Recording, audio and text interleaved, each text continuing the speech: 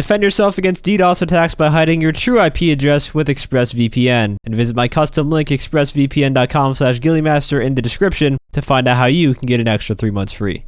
Hey everyone, and welcome back to another GTA Online in-depth guide here on my channel. Today we're taking a look at the new Anis 300R because this car joins the family of Imani Tech vehicles, so I'm going to test it out and compare it to its rivals to see if it's any good and worth purchasing. But first, I want to thank my friend KeepingPrawn for helping me record some of the footage used in this video, and now let's get right into the stats.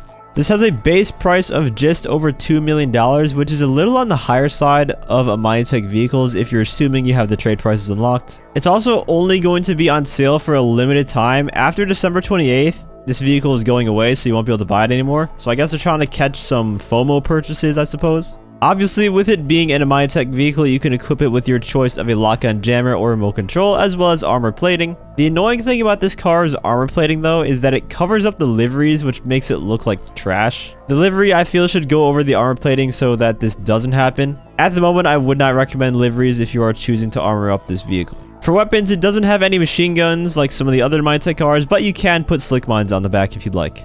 In terms of armor, if you choose to not put any plating on, it will go down in just 1 RPG, 3 homing rockets, or 3 explosive rounds. And with armor plating, as long as you have someone in the vehicle, it will blow up in 4 RPGs, 12 homing rockets, or 10 explosive rounds. If the vehicle is vacant, it will blow up in half that amount, so 2 RPGs, 6 homing rockets, and 5 explosive rounds. And this puts the armor on par with every single Imani Tech vehicle, except what you probably have guessed, the Omnis EGT. For some reason, probably unintended to be honest, the EGT blows up in 12 RPGs and 30 E rounds instead of the 4 and 10 that every other one does. So the EGT is still the king in the defense department of Imani Tech.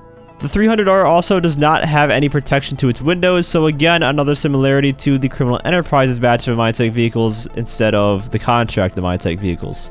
And the last test I wanted to do was a simple performance test like I've done for all of my Imani Tech vehicle guides. Just a little drag race at the airport, and I'm putting it up against the Champion and the EGT. The Champion is the 300R's main competitor as an Imani Tech vehicle because they are both two-door vehicles, and the EGT because I believe this is the best Imani Tech car in the game.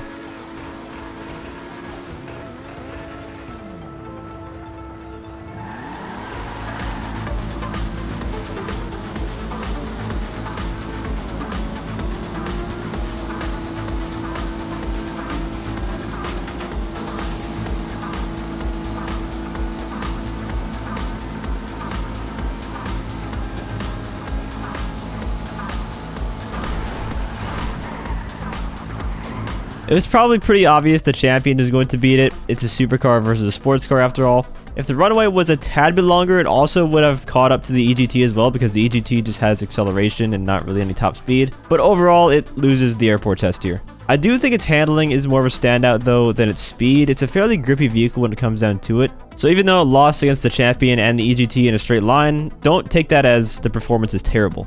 Looking at this objectively though, the 300R is basically what the Greenwood is to the Buffalo STX. And what I mean by that is the Champion does basically everything better than the 300R. It's faster, has blow resistant windows, and is a two-door vehicle with the same armor values. But at the same time, I also don't really like to make that comparison because the 300R can still work as a good Imani Tech vehicle. It's just if you were on a budget and wanted only a good two-door Imani Tech vehicle and only had money for one, I would advise you to purchase the Champion as it's only 200,000 more than the 300R as long as you do have that trade price unlocked. But it's not like it's a painfully slow vehicle like the Greenwood was to the Buffalo. In the end, it's just another decent Imani Tech vehicle to add to the pack. Having more vehicles that can be used to drive around in free mode without worrying about lock-on missiles is never a bad thing. On top of that, I never mentioned its looks. It's just a nice looking car, so to have Imani Tech on it is a big plus. And like I mentioned at the start of this video, it's only available for the next 2 weeks before it's gone for likely a while, so you have to buy it while you can.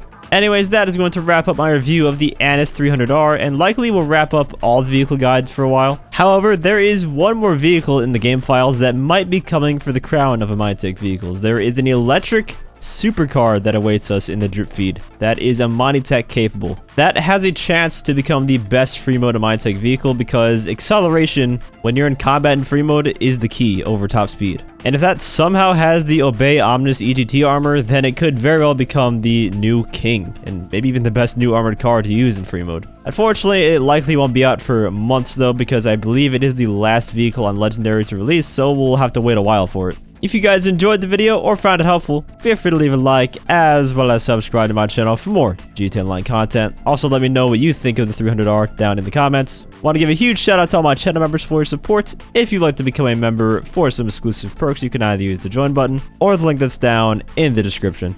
And as always, thanks for watching and have a great day.